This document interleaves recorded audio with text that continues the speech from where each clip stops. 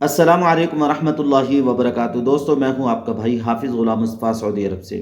दोस्तों, अगर आप लोग सर्दियों में उम्रा करने आ रहे हैं, ये वीडियो आपके लिए बहुत ज़रूरी है। बीमार होने से बचने के साथ अहम टिप्स और वो चीज़ें जिनको आप लोगों को हरगिज़ नज़रअंदाज नहीं करनी चाहिए। मौसम की असल हकीकत क्या है? जी हाँ, दिसंबर, जनवरी, फरवरी में मक्का मुकरमा और मदीना मुनव्वरा का मौसम आम तौर पर ठंडा और खुशगवार होता है, लेकिन हवा में खुश्की और ठंडी रातें जिस्म को फौरन मुतासर करती हैं। खास तौर पर पाकिस्तान, बांग्लादेश या इंडिया से उम्रा की सआदत हासिल करने आ रहे हैं। दिन के वक्त हल्की धूप, लेकिन रात को तेज हवा, दर्जा हरारत 10 से 15 डिग्री तक गिर सकता है। बीमारी से बचने के 7 अहम टिप्स। पहले नंबर पर गर्म लिबास साथ रखें।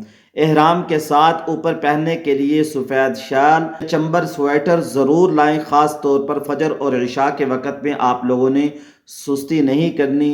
चादर, शाल या स्वेटर आप लोगों ने ज़रूर पहनना है, उस वक़्त में ठंड ज़्यादा होती है। दूसरे नंबर पे मास्क लाजमी पहने।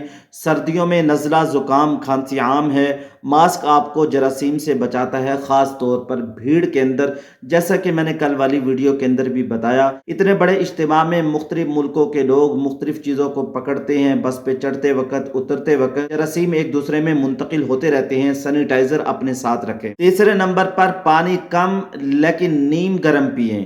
दोस्तों, बर्फ वाला पानी बिल्कुल यहाँ ना पिएं। दोस्तों, बर्फ वाला पानी फौरन गला खराब करता है। जमजम को भी नॉर्मल टेम्परेचर में पिएं। जमजम भी इन दिनों के अंदर, सर्दी है दोस्तों, ताइफ के अंदर सर्दी आजकल ज्यादा है, ठंडी हवाएं हैं, तो आप लोगों ने ख्याल करना है, ठंडा पानी ना पी। चौथे नंबर पर नबी वाली करीम या वैसलीन भी अपने साथ रखें, ये यहाँ पे आप लोगों को काम देगी। मक्का में हवा में खुश्की ज्यादा होती है, होंठ फटना या जिल्द खराब आम बात है, पर वुजू के फौरन बाद तौलिया या रुमाल से हाथ पोंछे। हाथ गीला छोड़ने से जल्दी ठंड लगती है। छठे नंबर पर चाय, कहवा या गर्म मशरूब दिन में 2 बार जरूर पिएं। यहाँ शाय नाना भी मिलती है दोस्तों, वो बड़ी बेहतरीन है मैदे के लिए। ये बेहतरीन है मैदे के लिए। जितना मैदा आप लोगों का तंदुरुस्त होगा, उतना ही आप लोगों को सेहत मिलेगी। सातवें नंबर पर घुटनों और सीने को ढांप कर रखें, खास तौर पर तवाफ या मस्जिद में बैठते वक्त। चंद जरूरी चीजें हैं, ये आप लोगों ने अपने साथ रखनी है।